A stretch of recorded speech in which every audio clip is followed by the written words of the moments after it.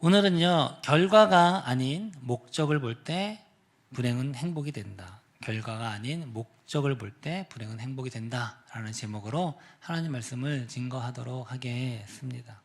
제가 핸드폰을 보다가 예전에 우리 첫째 아들 그 초음파 사진을 발견을 했습니다.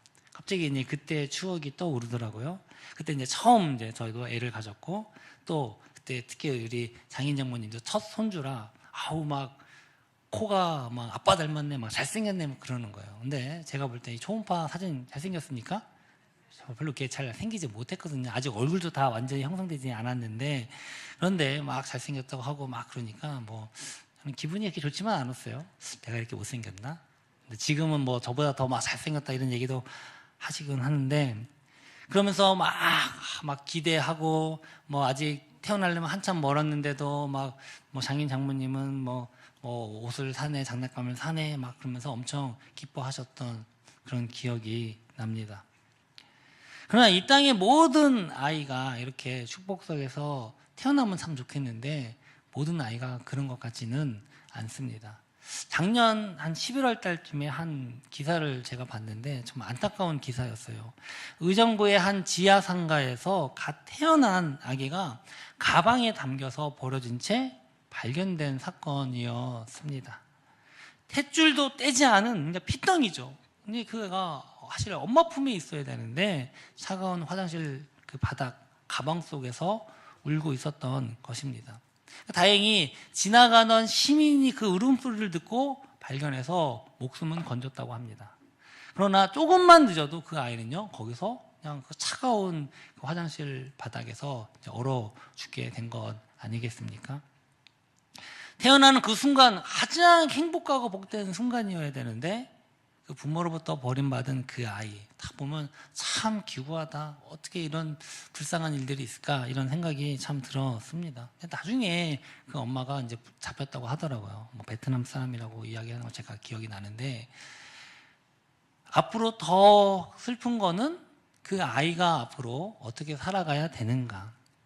뭐 다시 엄마가 잡혔다고 하니까 어떻게 될지는 모르겠습니다만, 어찌됐건 자기가 부모로부터 벌어졌다는 그 사실, 그것을 평생 이제 짊어지고 가야 할 것 아니겠습니까? 그 아이가 가지고 있는 상처 참 적지 않겠다, 그런 생각이 들었습니다. 도대체 그 아이에게 잘못한 것이 있습니까? 뭐 잘못한 거 없잖아요. 그런데 누구는 참 축복 속에서 태어나는 아이들이 있는가 하면, 누구는 이렇게 어려운 가운데, 불행 가운데 태어나는 아이도 있다라는 것입니다. 오늘 본문에 보니까 이 아이처럼 태어날 때부터 불행을 안고 한 사람이 등장을 하고 있습니다. 예수님께서 제자들과 함께 길을 가시다가 태어날 때부터 맹인된 사람을 보게 됩니다. 그러자 제자들이 예수님께 묻습니다. 요한복음 9장 2절 함께 읽어보겠습니다. 제자들이 물어 이르되 랍비여, 이 사람이 맹인으로 난 것이 누구의 죄로 인함이니까? 자기니까 그의 부모니까? 이렇게 물어보았습니다. 사실 현대의학으로나 유전적으로 어떤 원인은 우리 오늘날은 다 이것이 그렇게 뭐 의학적으로 다 밝혀져서 그냥 질병이다 이렇게 설명하면 끝나겠지만, 당시 고대에 뭐 요즘이야 뭐 초음파로 미리 아이도 어떻게 생겼는지 다 알지만 그때 그런 게 어디 있습니까? 그냥 그 당시에는요, 이 고대 사회에서는 이 모든 불행, 질병, 고난이요, 이 죄에 대한 신의 형벌이라고 믿었습니다. 그래서 욥기에 보면요, 욥이 정말로 부유하고 잘 살다가 어느 날 갑자기 막 재산이 다 날아가고 강도 만나고 그다음에 자녀들도 목숨을 잃고 본인도 질병에 걸렸을 때 친구들이 와서 위로한다고 하면서 뭐라고 얘기하느냐, 너가 죄를 지어서 그런 거야, 그러니까 회개해라, 계속 그 얘기를 합니다. 근데 욥은 나는 죄 진 게 없는 것 같은데 하면서 항변하는 내용이 사실 욥기의 주요 내용입니다. 그런가 하면 그리스 로마 신화도 보면요, 그 영웅들이 큰 고난, 불행을 당하거나 이런 어려움을 당하는데 그 이유가 바로 신의 저주, 신이 뭔가 내가 잘못한 거 있기 때문에 신이 저주를 내려서 그렇게 되었다라고 이렇게 묘사를 하고 있습니다. 그러니까 그런 비슷한 맥락 가운데서 지금 제자들도 그냥 관습적으로 누구의 잘못입니까? 라고 지금 물어보았던 것입니다. 그런데 이 질문에는요, 두 가지의 의문점이 있습니다. 첫 번째는 자기의 죄입니까? 라고 하는 질문입니다. 이 창세기에 보면 이삭의 아내가 리브가가 이제 임신을 하는데 쌍둥이를 임신을 합니다. 야곱과 에서죠. 근데 성경에 보니까 그 둘이 뱃속에서부터 싸웠다라고 기록을 하고 있습니다. 우리 창세기 25장 22절에 함께 읽어볼까요? 그 아들들이 그의 태 속에서 서로 싸우는지라 그가 이르되 이럴 경우에는 내가 어찌할꼬 하고 가서 여호와께 묻자온대. 사실 뭐 초음파도 없는데 쌍둥이인지 아닌지는 쉽게 분별하기 쉽지는 않을 것 같습니다만 그래도 이제 그 모태에서 싸웠다라고 표현을 하고 있습니다. 그런가 하면 그 다윗도요, 시편 51편의 5절에 보니까 자기가 모태에서 죄를 지었다 이렇게 고백을 하고 있습니다. 그것도 함께 읽어보겠습니다. 내가 죄악 중에서 출생하였으며 어머니가 죄 중에서 나를 잉태하였나이다 이렇게 고백을 합니다. 그래서 이 성경 구절들을 가지고 당시의 랍비들은요, 모태에서 태아가 죄를 지을 수 있다. 그것도 심지어 쌍둥이들은 서로 싸워서 한 명을 죽일 수도 있다라고까지 이야기를 했습니다. 굉장히 악한 것으로 보았던 것입니다. 근데 실제로 쌍둥이의 경우에는 이제 둘 다 건강하게 태어나는 경우도 있지만 한쪽이 죽고 태어나는 경우도 종종 있는 일들입니다. 그래서 둘이 싸워서 죄를 짓고 이렇게 됐구나라고 이제 판단을 했던 것입니다. 물론 의학이 발달하지 못해서 그런 것이죠. 요즘은 뭐 초음파만 봐도 다 어떤 일이 일어나는지 상세히 알려져 있습니다만 아마 의사들도요, 이렇게 말을 들으면 야, 이건 말도 안 된다라고 생각할지도 모릅니다. 사실 저도 쌍둥이를 키워봐서 알아요. 여기 쌍둥이 키우신 분이 계십니까? 사실은 이 2명의 이상이 모태 안에 있으면요, 상당히 부대끼입니다. 거기가 좁아요. 근데 특별히 남자 두 아이가 이 안에서 모태 안에 있으니까 서로 싸워서 진짜 미흡고 그래서 막 치고박치고 한 것이 아니라 너무 건강하니까 모태 속에서 활발히 움직이다 보면 서로 부대끼는 거죠. 그래서 아마도 그 리브가가 원래 계속 임신을 못하다가 첫 임신이 이 쌍둥이로 임신을 하다 보니까 굉장히 고통이 크지 않았을까. 그래서 아마 그렇게 해서 이렇게 표현하지 않았을까. 진짜 쌍둥이 임신이 쉽지는 않습니다. 그래서 위에 본문을 보면요, 그 창세기 22절이요, 싸웠다는 것이 본질적인 핵심이 아닙니다. 그 다음 절 23절 앞으로 에서와 야곱이 어떻게 될 것인가에 대한 일종의 복선으로서 하는 그 예언, 사실 그게 핵심입니다. 창세기 25장 23절 함께 읽어보겠습니다.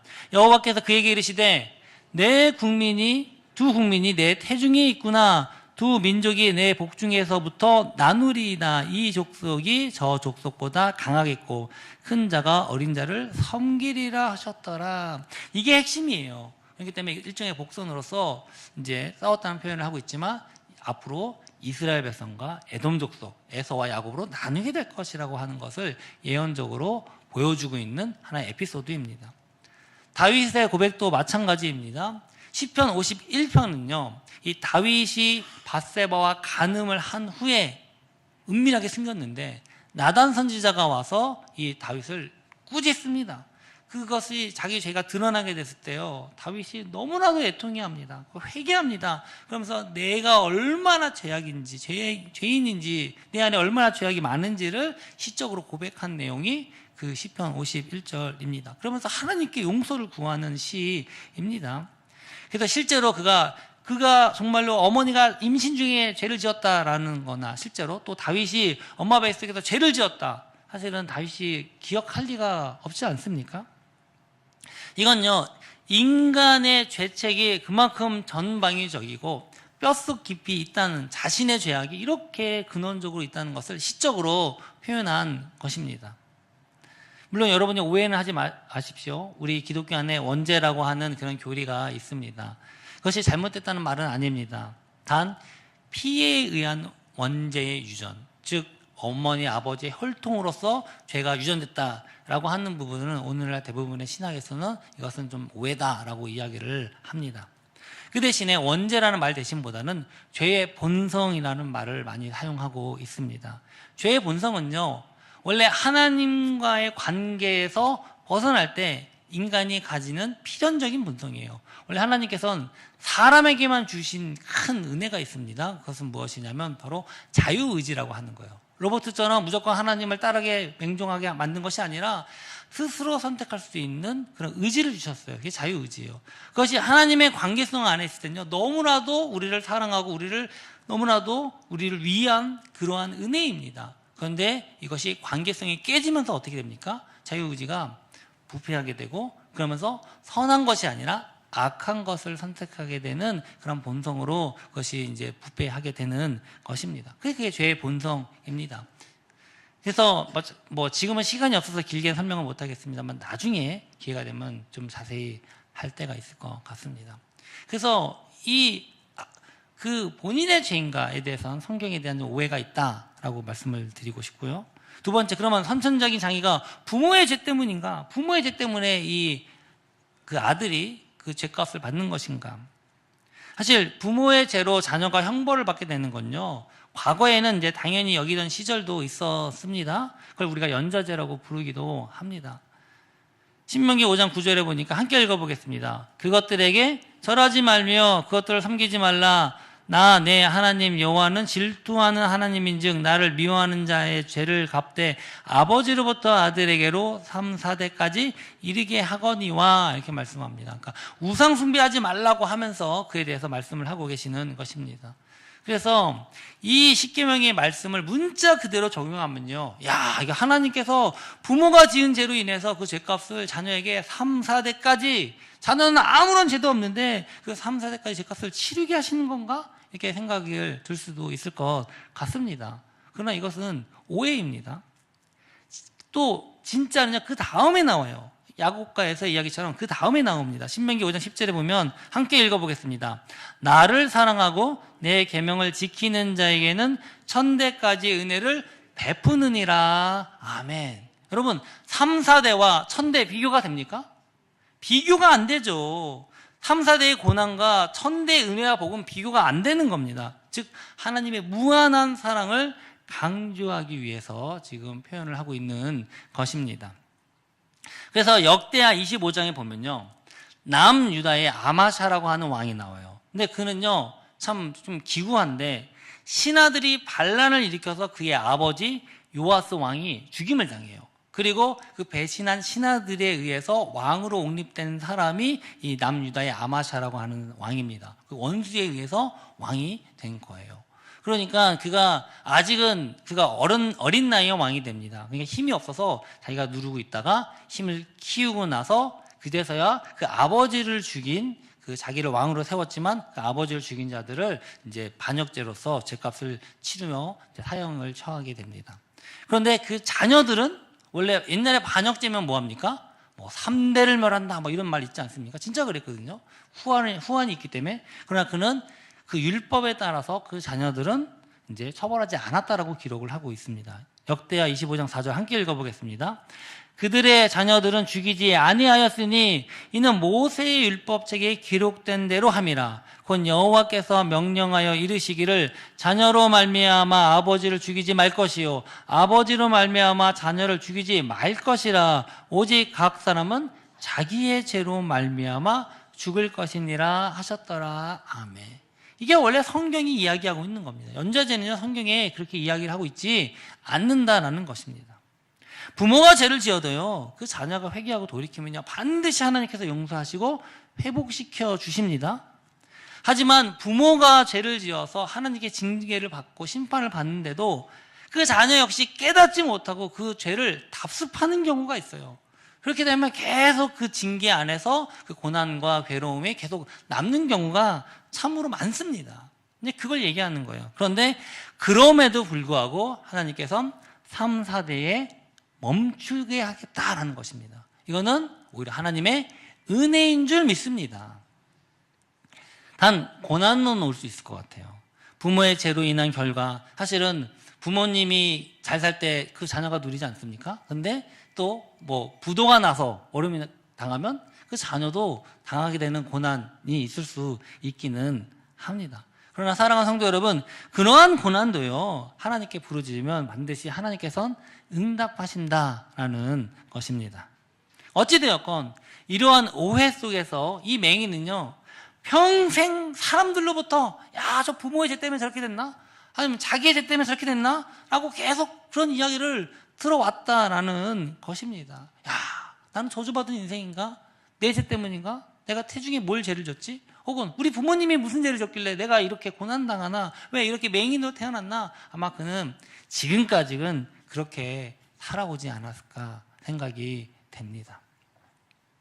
그런데 예수님은요, 이 제자들의 질문에 상상이 뛰어넘는, 우리가 생각할 수 없는 대답을 하십니다.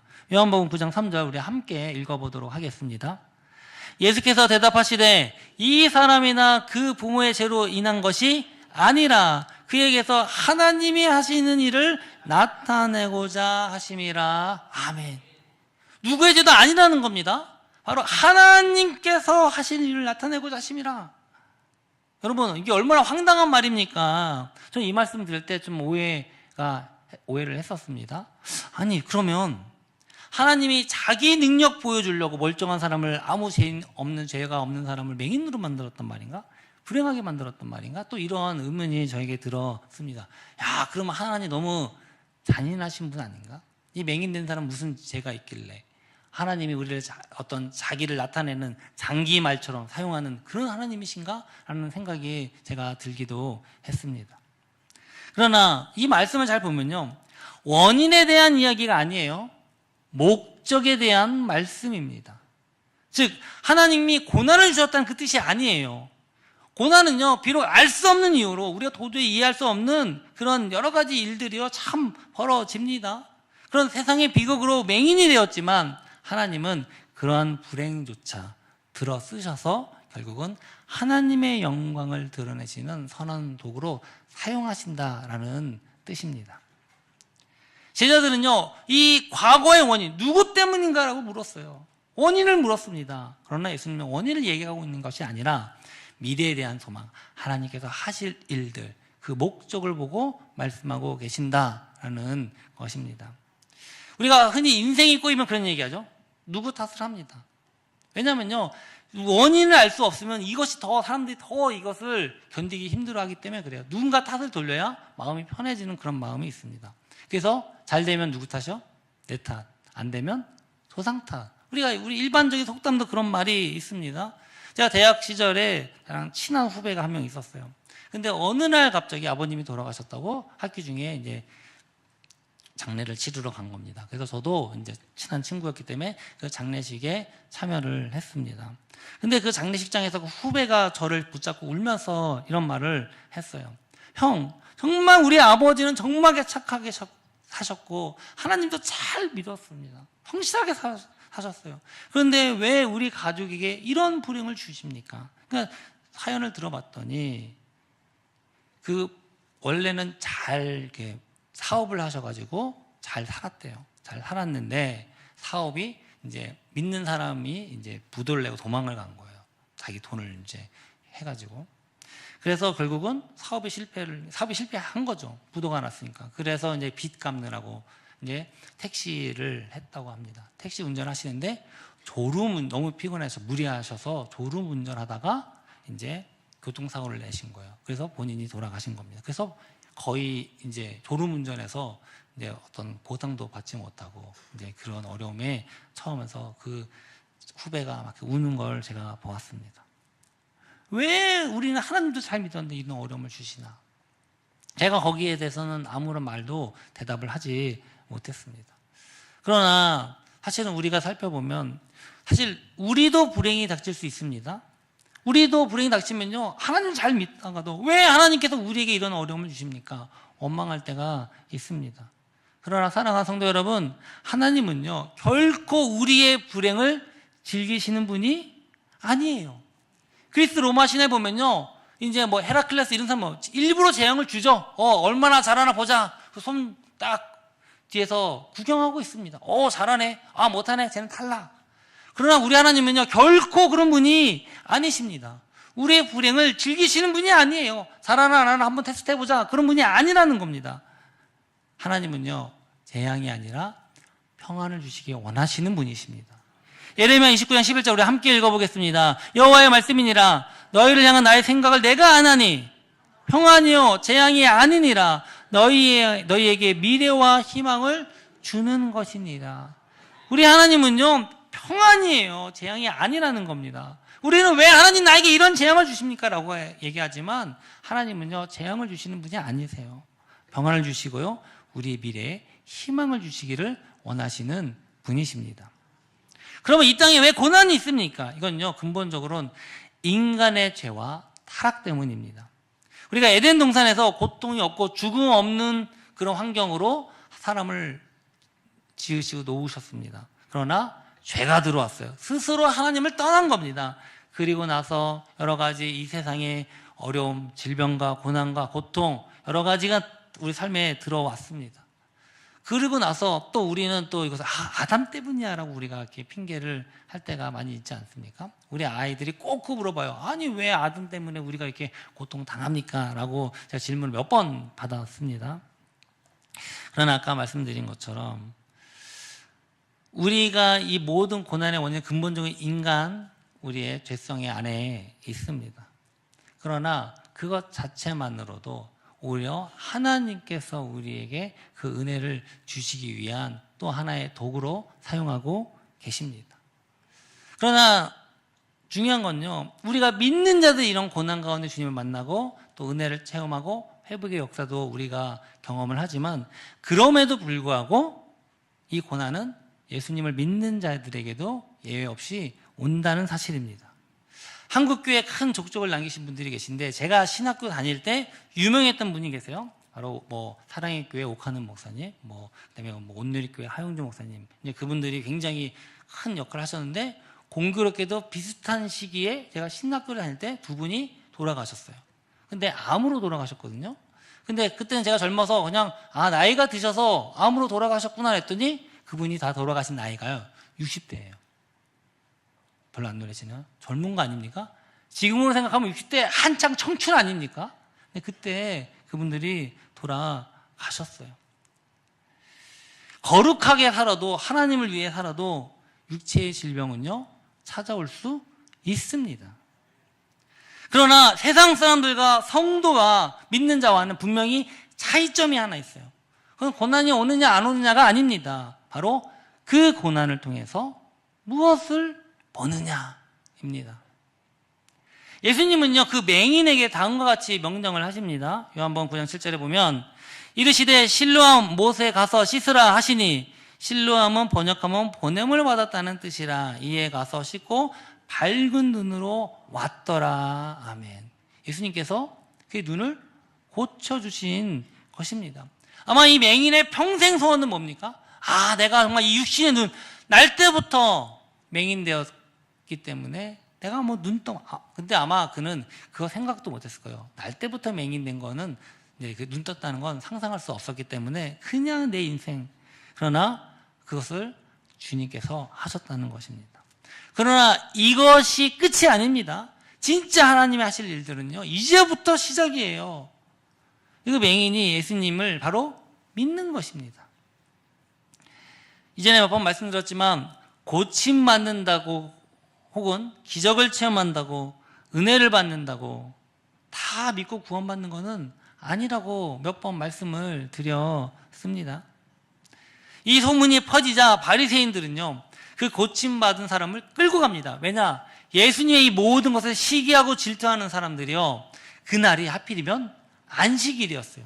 이 고침받은 날이 안식이다 보니까 안식일날 병을 고치는 거는 율법을 어기는 죄인이야 라고 이야기하면서 예수님을 고발해서 죄인으로 만들기 위해서 끌고 간 것입니다. 그러면서 누가 너의 눈을 뜨게 했느냐? 그거 무슨 꽁수로 부린 거 아니냐? 이렇게 하면서 윽박을 질렀던 것입니다. 요한복음 9장 17절에 보니까 이에 맹인되었던 자에게 다시 묻되 그 사람이 내 눈을 뜨게 하였으니 너는 그를 어떤 사람이라 하느냐? 대답하되 선지자니이다. 지금 이 사람의 말은 죄인이다라고 얘기하고 싶은 거예요. 왜요? 이 안식일날 고쳤으니까. 그런데 이 맹인은 선지자입니다 라고 지금 고백을 했더니 여기서 이 바리새인들이 마치 발작 버튼을 누른 것처럼 난리를 칩니다. 그러면서 무슨 죄인, 이게 선지자냐? 죄인이지. 그러면서 그 부모까지 소환을 합니다. 그런데 그 똑같이 맹인된 아들이 어떻게 고쳐졌냐 막 다그치지만 그 부모는 이 바리새인들을 두려워했어요. 왜냐하면 예수님을 그리스도라고 하는 사람은 출교하기로 이미 정했기 때문에 그렇습니다. 부모가 이렇게 말한 것은 이미 유대인들이 누구든지 예수를 그리스도로 시인하는 자는 출교하기로 결의하였으므로 그들을 무서워함이로라. 그러면서 한마디도 하지 않았고 다시 그 아들에게 물어보십시오 라고 이야기를 합니다. 그래서 또 그 맹인 되었다 눈뜬 사람을 부릅니다. 그러면서 어떻게 죄인이 네 눈을 고칠 수 있냐? 그건 기적이 아니다 라고 얘기하면서 사실대로 말해라 그렇게 강요하니까 그 다음에 이 사람이 대답이 기가 막힙니다. 함께 읽어보겠습니다. 요한복음 9장 27절부터 쭉 읽어보겠습니다.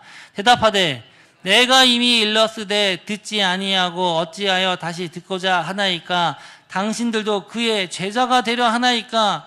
하나님이 죄인의 말을 듣지 아니하시고 경건하여 그의 뜻대로 행하는 자의 말을 들으시는 줄 우리가 아나이다. 창세 이후로 맹인으로 난 자의 눈을 뜨게 하였다 함을 듣지 못하였으니 이 사람이 하나님께로부터 오지 아니하였으면 아무도 할 수 없으리이다. 지금 이게 무슨 말입니까?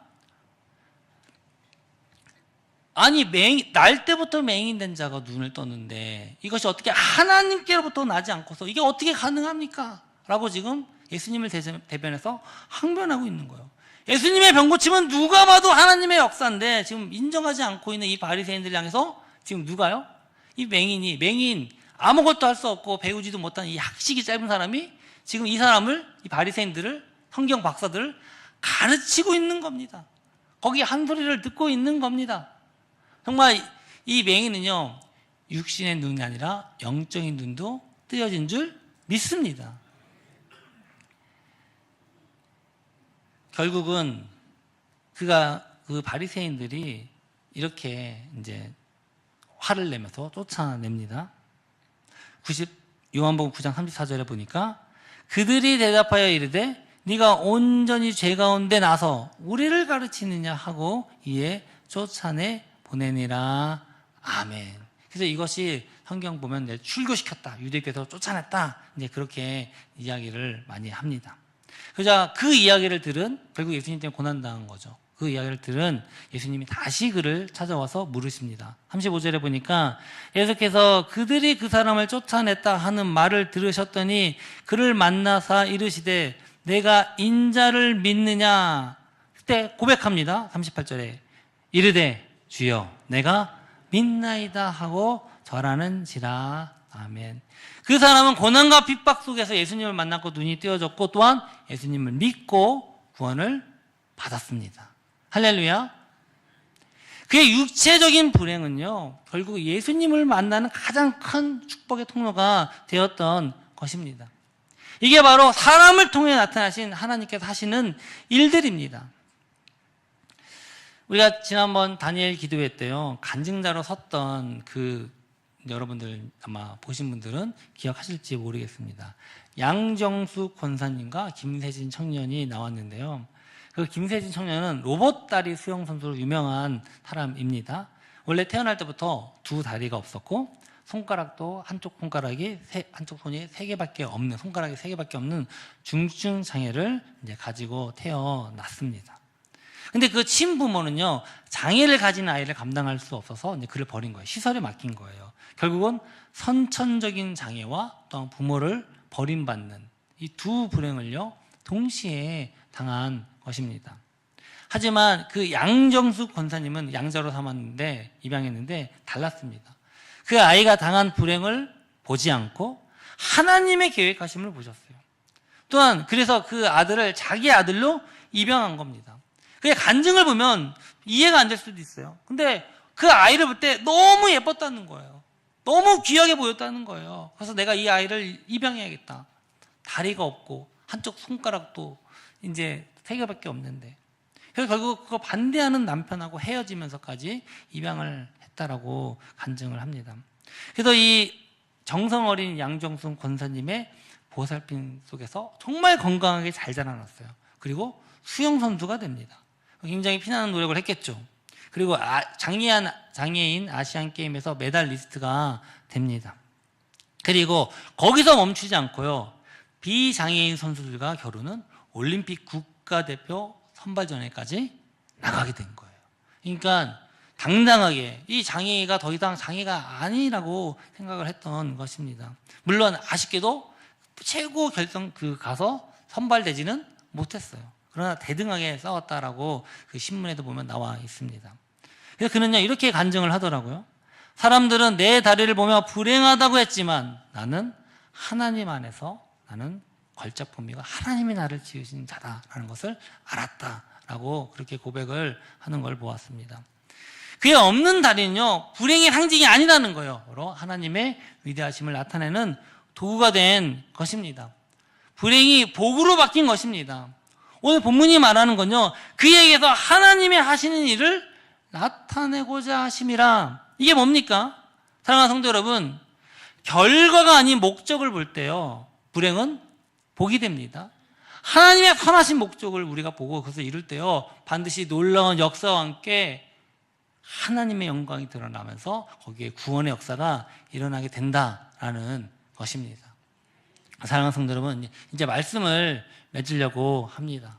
이미 우리가 서론에서 말씀드렸지만 그 화장실에 버려진 아이, 태어나자마자 이 버려짐이라고 하는 큰 불행을 당했습니다. 그러나 그것이 끝이 아니에요. 저는 분명히 믿습니다. 또 다른 하나님의 계획하심이 있을 것이다. 그러나 문제는요 누군가는 그에게 그걸 전해야 돼요. 야, 하나님의 계획하심이 있어. 하나님 분명 널 향한 또 다른 계획하심이 있어. 그걸 전해줘야 돼요. 이 맹인은요 태어날 때부터 맹인, 저주받은 삶이었지만 아무도 그에게 그런 말을 하지 않았습니다. 그러니까 평생 그렇게 살아온 겁니다. 예수님을 만나고 하나님의 그 거룩한 영광의 목적을 이야기했을 때 그가 고침받았고, 그것뿐만 아니라 진정한 하나님의 살아계심과 구원의 회복의 역사가 그가 그것을 맞은 줄 믿습니다. 사랑하는 성도 여러분, 우리가 주님을 만나게 될 때요 진짜 인생의 의미, 그 고난의 의미를 깨닫게 되고 그 가운데서 하나님께서 하실 일들을 우리가 경험하고 영광 돌리게 될 줄 믿습니다. 우리 사랑하는 성도 여러분, 정말 우리가 어떤 우리 삶의 현장에서 여러 가지 선천적인 장애나 여러 가지 환경적인 어려움 때문에 왜 우리에게 이런 고난을 주십니까? 혹시 여러 가지 과거의 상처 때문에 어려움 당하시는 분들 혹시 계십니까? 그때 하나님께서 우리를 통해 하실 일들을 바라보기를 주의 이름으로 소망합니다. 이 김세진 선수가 고난을 통해서 오히려 하나님의 걸작품으로 태어난 것처럼 분명히 우리는 이해가 안 되는 것들이 있습니다. 우리의 가정 안에서 육신의 질병 가운데 또 여러 가지 문제들, 재정적인 문제들, 그러나 그것도 하나님께서 우리를 통해 일하실 때 복이, 저주가 복으로 바뀔 줄 믿습니다. 사랑하는 성도 여러분, 정말 이 은혜와 복이 저와 여러분과 함께하길 주의 이름으로 축원합니다. 우리 다 함께 일어나셔서 우리 행복 찬양하면서 응원함을 결단하겠습니다.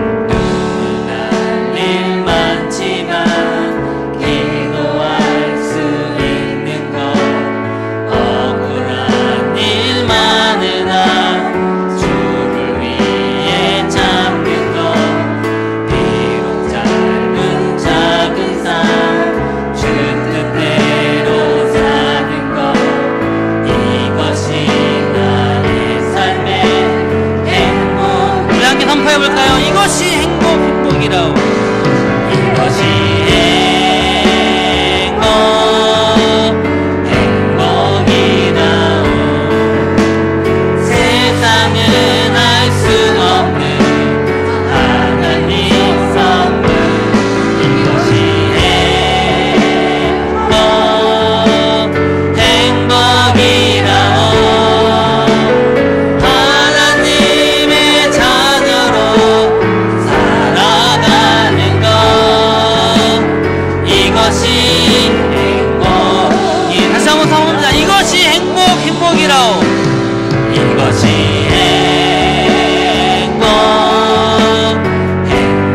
행복이라오. 세상이 알 수 없는 하나님 선물.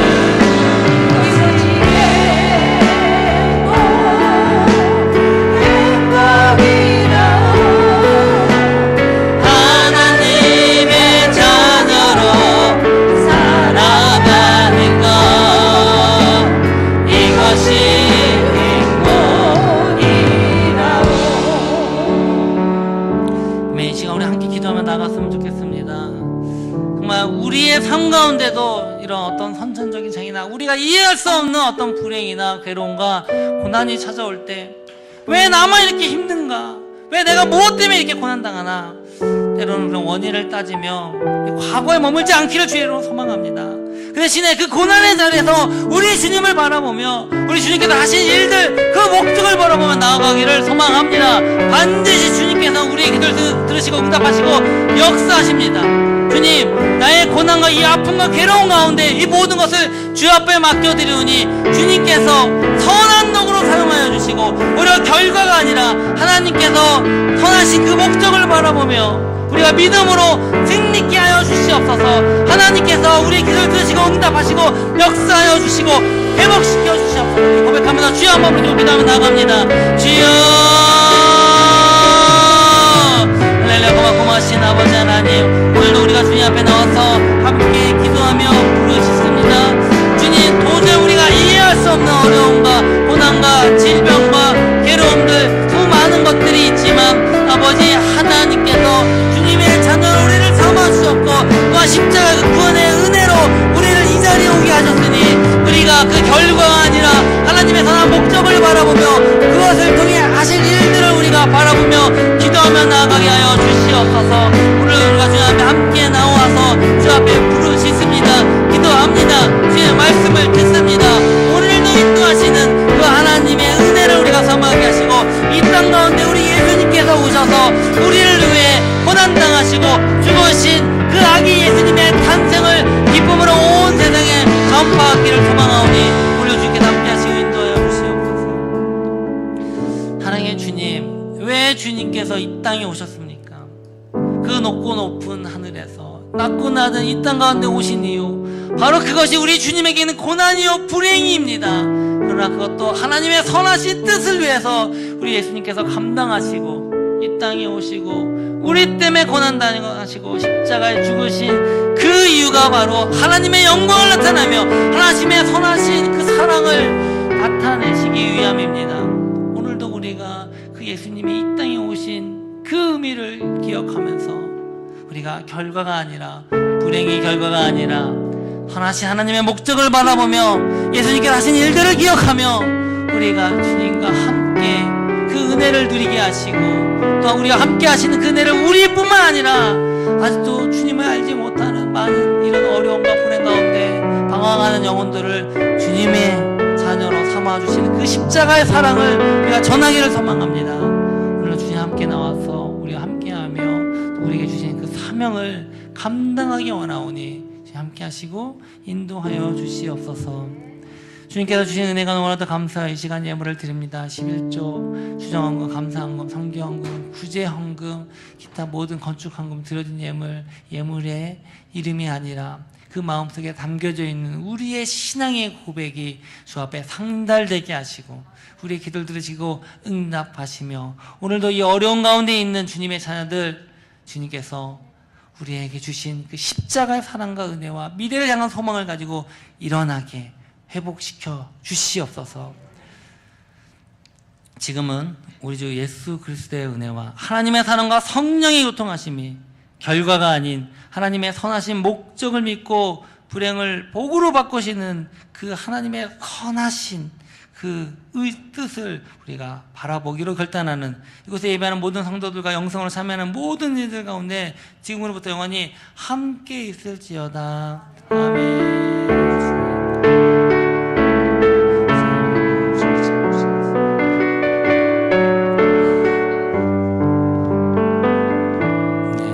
바로 이어서 우리 성탄 발표할 테니까 자리에 이동하지 마시고 자리에 앉아주시면 감사하겠습니다. 우리 혹시